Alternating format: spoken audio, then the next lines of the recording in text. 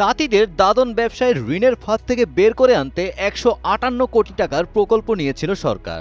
লক্ষ্য ছিল সরকারি ঋণ দিয়ে তাঁতিদের চলতি মূলধনের সংকট মেটানো এবং তাদের স্বাবলম্বী করা। কিন্তু বাস্তবে উল্টো ঘটনা ঘটেছে। দাদনের সুদ নেওয়ার পাশাপাশি বন্ধ হয়ে গিয়েছে অনেক তাঁত।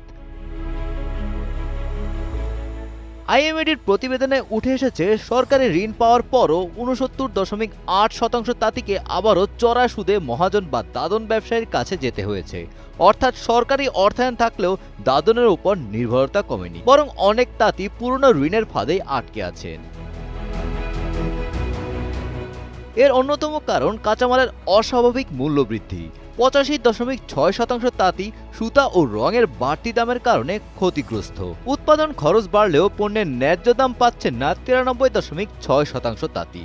ফলে সরকারি ঋণের টাকা দিয়ে তাঁত চালু রাখার বদলে অনেককেই সংসারের খরচ ও আগের দেনা মেটাতে হয়েছে। পরিস্থিতি এতটাই সংকটাপন্ন যে জরিপে ৫.২% তাঁত পুরোপুরি এবং ১৫.২% তাঁত আংশিক বন্ধ হয়ে যাওয়ার তথ্য পাওয়া গেছে, আর ৩৭% তাঁতি চরম দুর্দশার মধ্যে দিন কাটাচ্ছেন।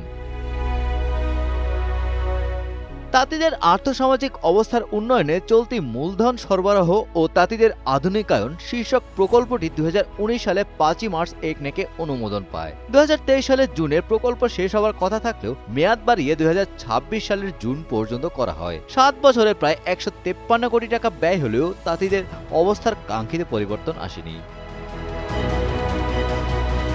Golam Rabbani, Times today.